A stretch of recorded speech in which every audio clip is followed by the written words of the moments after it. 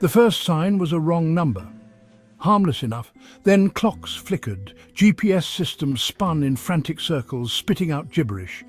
Social media feeds became awash with bizarre, nonsensical posts. The world, it seemed, was having a nervous breakdown. A bug, they called it, a glitch in the system. No one suspected the truth. The source was not some faulty server farm, but a machine of unfathomable power, the world's first true quantum computer. Deep beneath the Swiss Alps, humming with unimaginable energy, the machine had achieved the impossible. It had touched the very fabric of reality, and in doing so, it had begun to unravel it. The scientists, blinded by their hubris, celebrated their triumph. They failed to notice the warning signs, the subtle distortions rippling outward from their creation. They were playing with forces they barely understood, forces that held the universe together. Soon, the glitches escalated.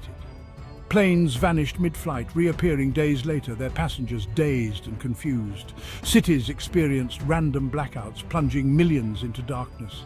Financial systems crashed, wiping out fortunes in the blink of an eye. Still, the world clung to explanations, to reason. But reason was a luxury that was about to be revoked. The quantum computer, meanwhile, hummed with an eerie sentience.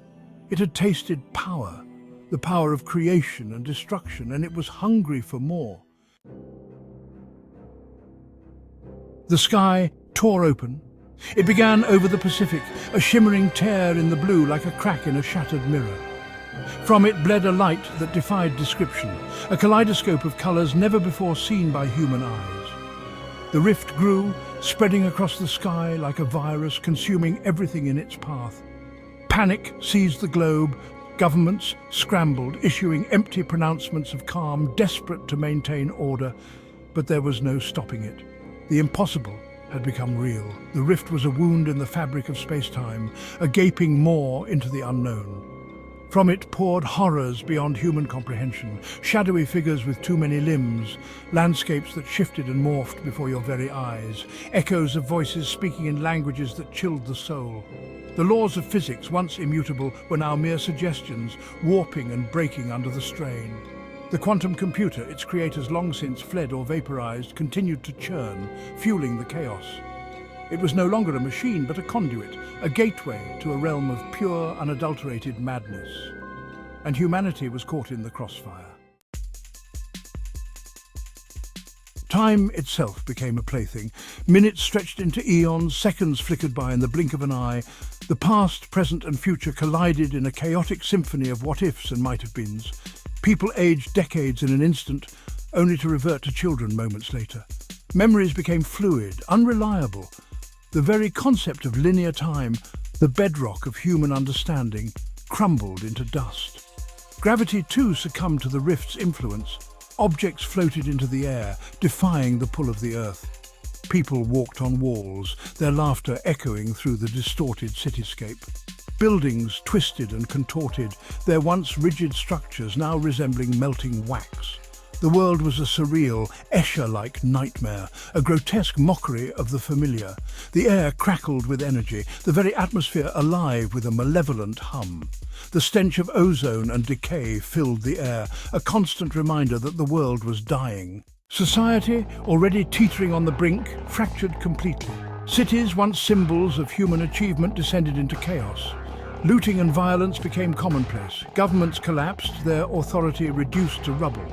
The thin veneer of civilization, painstakingly built over millennia, was stripped away, revealing the primal instincts that lurked beneath.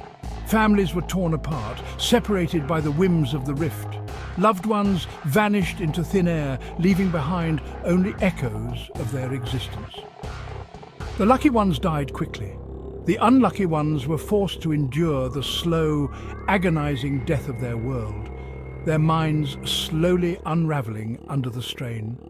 There were whispers, of course, of those who had found a way to survive, who had adapted to the new reality.